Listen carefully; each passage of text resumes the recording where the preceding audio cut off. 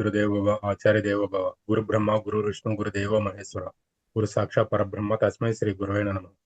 ఈ రోజు సమగ్ర జీవన శైలిలో ముద్రల గురించి తెలుసుకుందాం. ఈ ముద్రలో చేసి ఇంతకుముందు మనం గణపతి ముద్రల గురించి తెలుసుకున్నాం. ఆ గణపతి ముద్రలోనే ఈ రోజు మూడో ముద్ర గురించి తెలుసుకుందాం. ఈ ముద్ర పేరు వచ్చేసి అంకుశ ముద్ర. ఈ అంకుశ ముద్ర అనేది ఏ విధంగా చేయాలి ఏంటనేది చెప్తాను. అదే విధంగా ఏ ముద్రలు ప్రాక్టీస్ చేసినా కానీ మన చేతి యొక్క వేళ్ళు శుభ్రంగా ఉంచుకోవాలి. మనకు కుదిరినటువంటి సుఖాసనం కానీ లేదంటే పద్మాసనం కానీ చక్కగా నడుము నిటారుగా ఉంచుకొని ముద్రలు ప్రాక్టీస్ చేయాల్సి ఉండేది. ఈ ముద్ర వచ్చేసి మనం చక్కగా ఈ పిడికిల్ని చక్కగా బిగించి ఉంచేసి దానిపైన ఈ విధంగా బొటన వేలు ఉండేట్టు చూసుకొని మధ్య వేలుని తిన్నగా పైకి లేపి కొంచెం వంచి ఉంచాలి. ఇట్లా ఈ విధంగా సేమ్ అదే విధంగా రెండు చేతుల్లో కూడా పిడికిలు బిగించి మధ్య వేలును స్ట్రైట్ గా లేపి తర్వాత దాన్ని కొంచెం వంచి ఉంచాలి. ఈ విధంగా వంచి ఉంచిన ఈ ముద్ర ఏర్పడుతుంది. ఈ ముద్ర చేసే సమయం వచ్చేసి ఒక 5 నిమిషాలు ప్రాక్టీస్ చేయవచ్చు. ఇట్లా చక్కగా తొడల మీద పెట్టుకొని చేసుకోవచ్చు అనమాట. ఈ ముద్ర వచ్చేసి రోజు ఒక 5 నిమిషాలు చేయొచ్చు. ఈ ముద్రకు వచ్చేసి మనకి మంత్రం కూడా ఉండిద్దండి. మంత్రంతో కలిపి ఈ ముద్రను మనం ప్రాక్టీస్ చేయాల్సి ఉండిద్ది.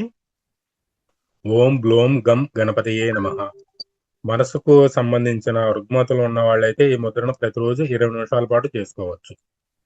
ఎలాంటి ఇబ్బందులు లేని వాళ్ళైతే రోజుకి 5 నిమిషాలు చేస్తే సరిపోద్ది.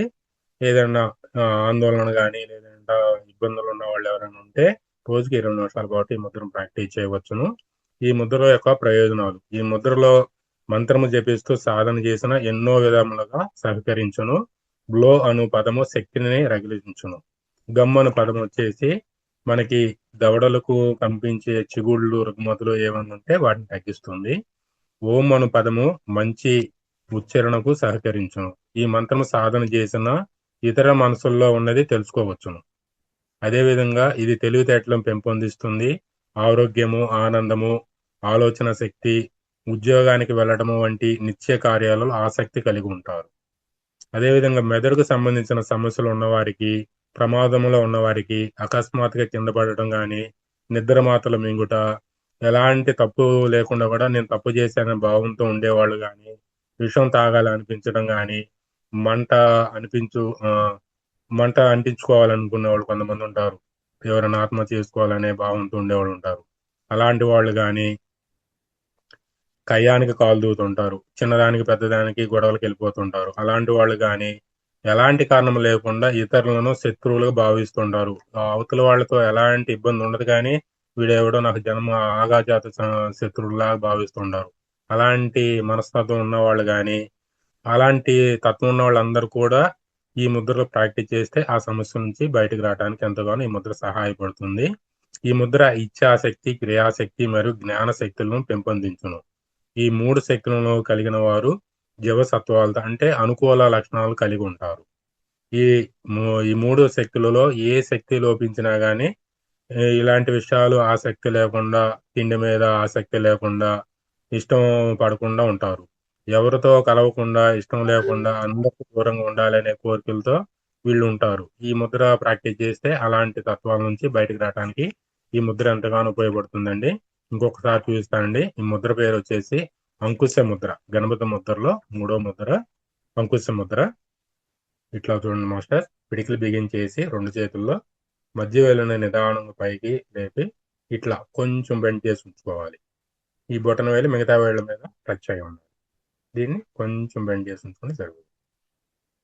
దీన్ని మనకి తొడల పైన పెట్టుకొని చక్కగా ఒక 5 నిమిషాలు చేసుకోవచ్చు. సాధారణ స్థితి ఉన్న వాళ్ళు, ఏదైనా మానసిక ఇబ్బందులు ఉన్న వాళ్ళు అయితే రోజుకు ఒక 20 నిమిషాలు ఈ ముద్రను ప్రాక్టీస్ చేయవచ్చు. ఈ గణపతి ముద్రలో 4 ముద్రలు ఉన్న మాస్టర్. దీన్ని విఘ్న ముద్ర అని కూడా అంటారు. మనం ఇంతకుముందు దంత ముద్ర ఎలా చేసామో అదే విధంగా ఉంటుంది. కాకపోతే దీన్ని చేసే విధానం ప్రక్రియలో కొంచెం డిఫరెన్స్ ఉండిద్ది. ఇది కూడా చక్కగా మనం సుఖాసనం కానీ లేదంటే మనకి పద్మాసనంలో కానీ కూర్చొని ముద్ర చేయొచ్చు. సేమ్ ఇంతకుముందు చూపించిన ముద్రలానే పిడికిలు బిగించేసి మధ్య వేలును స్ట్రైట్ గా ఇట్లానే పెట్టుకొని స్ట్రైట్ గా ఉంచుకోవాలి. ఇందాక కొంచెం బెండ్ చేస్తాం. దీన్ని ఏంటంటే స్ట్రైట్ గా ఉంచుకొని మనం చేసే ప్రక్రియ మనం దంత ముద్ర చేసినప్పుడు తొడల పైన ఆకాశం వైపు అరచేతులు ఉండేట్టు పెట్టి చేసాం. దీన్ని ఏంటంటే రివర్స్ లో కిందకి భూమి వైపు చూసేట్టు పెట్టి చేయాలి. సేమ్ ఇలానే కిందకి పెట్టి చేస్తాం అన్నమాట.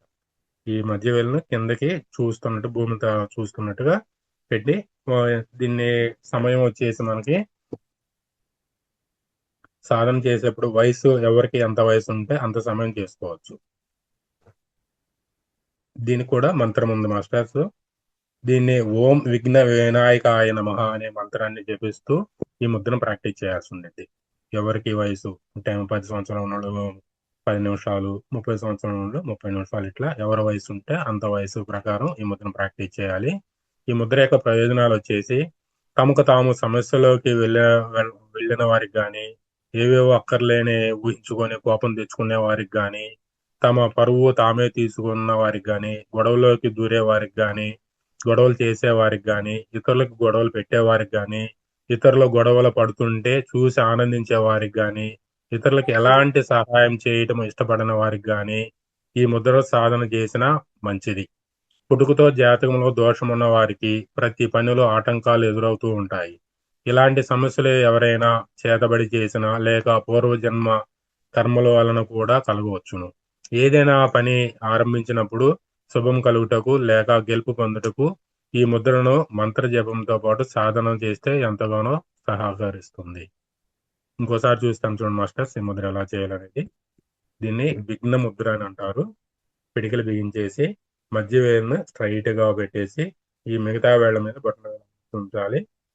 దీన్ని మనం కిందకి ఉంచుతాం. భూమిని చూసేట్టు బొట్టన వేలు ఉంచేసి చేసినా సరిపోతుంది. ఎవరి వయసు ఎంత ఉంటుందో అంత టైము ఈ కాల పరిమితితో మనం నిత్యం చేసుకోవాలి. Thank you madam. ఈ సదవకాశాన్ని కల్పించిన లలిత మేడం గారికి, అలాగే రంగనాథ్ మాస్టర్ గారికి సదవస్త ఆత్మ ప్రణామం.